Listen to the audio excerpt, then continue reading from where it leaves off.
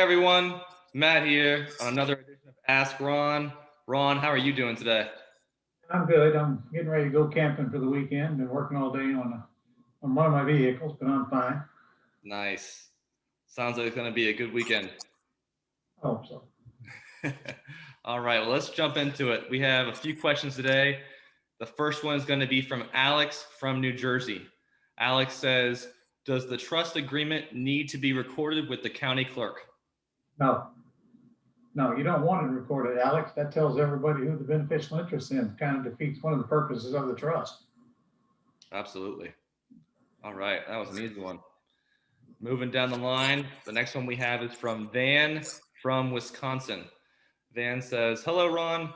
What's the best way to send leads to my assistant, and do you recommend that? Thank you. Send what to her assistant? Leads Oh, to lead. call. Um, well, I recommend you send them to our virtual assistants who are trained to call them for you and fill out the property information sheets. That's what some of them are trained to do, and they do nothing but that. Uh, if you've got an assistant and you want her to take all those inbound calls, I assume it's a her, it could be a he, and you don't have much else for them to do, then so be it. But you're going to have to train them to take those calls and fill out the property information sheets. Yep, that's right. All right. Next one we have is from Suzanne in California. Suzanne says, is there any play for a house that has sat vacant next to me for the past 5 or 6 years? The owner died, leaving the house to his only child. He lives 600 miles away.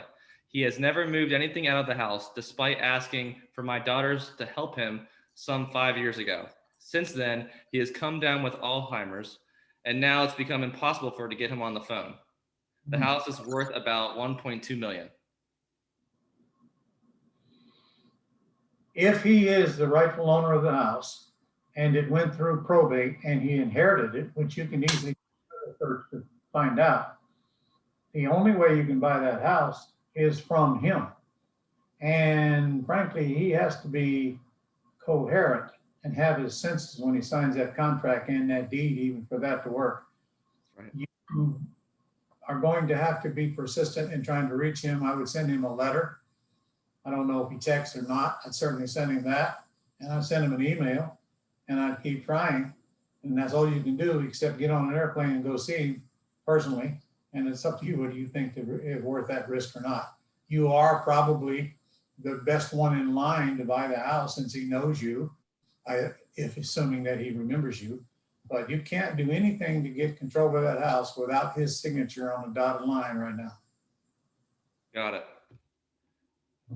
Maybe Suzanne flies up to see him. Well, there is one other thing. Do a title search and see if there's any mortgages on it. If there's a mortgage on it or any kind of a lien that you can buy, you might be able to buy that lien and run it through foreclosure. And even then, you risk losing it at a foreclosure sale. And that's assuming, of course, that you can even file foreclosure out there right now, which I don't know. It's being freed up throughout most of the country, but California is a country of its own. That is for sure. All right. Only 2 questions left. The next one is from Marvin in North Carolina. Marvin says, do you have a lease option agreement with buyers specifically for the state of North Carolina, or what is the best way to modify to add the purchase and lease option agreement to make sure it would conform to North Carolina requirements? Take mine and get it to your North Carolina attorney that you're going to use to close real estate transactions. Now, if you have a relationship with Jay Connor, he lives in North Carolina, you might want to approach him. But I got a bunch of people in North Carolina, but Jay's the one that pops in my head right now. My big brother David lives in Winston-Salem. He's 82 years old. He's got nothing to do all day. You can try and see if he's got one. He's got a attorney there in Winston, if he's still using it. That's David LeGrand in Winston-Salem. You'll have to look him up. Nice. Giving Marvin a few options there. All right. The last question we have for today is from Pamela in Pennsylvania. Go Eagles. Pamela says, in doing research, I saw that there are only 6 states that have land trust statutes. You mentioned Pennsylvania being an exception. What do you recommend for Pennsylvania? I didn't say Pennsylvania was an exception. I'm not sure where you got that from. All states, you can use land trust, whether they have statutes or not. I recommend you use a land trust in Pennsylvania.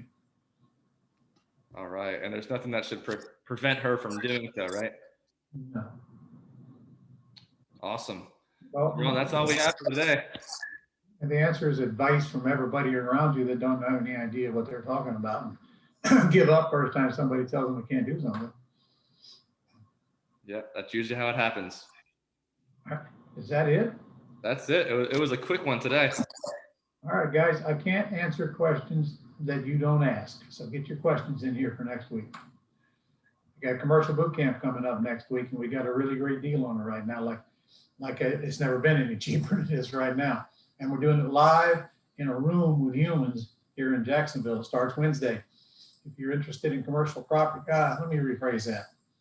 You cannot be interested or disinterested in commercial property until you learn enough to know what you're not interested or interested in.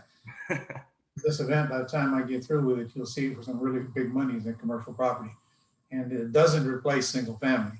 It just adds on. The more you learn, the more you earn. Become a transaction engineer. Come spend 3 days with me. And we're going to do it live in a room, which is only the second event that I've done in over a year now in a room. I'm looking forward to actually being there with people. We're going to screen deals. You can bring deals with you when you come. You'll see us screen plenty of deals from other people. And right now, if they'll still let you in, it's only $500. $500.